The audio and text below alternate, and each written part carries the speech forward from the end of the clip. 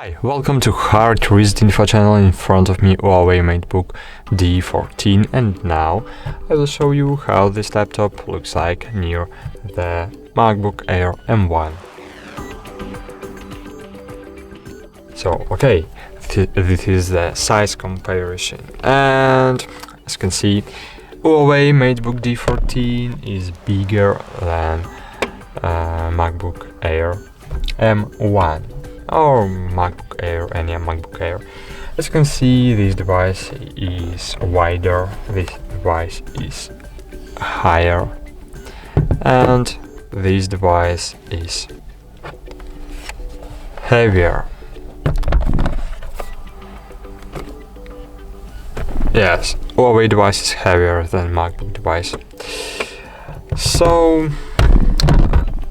as you can see, there are touchpads are different too.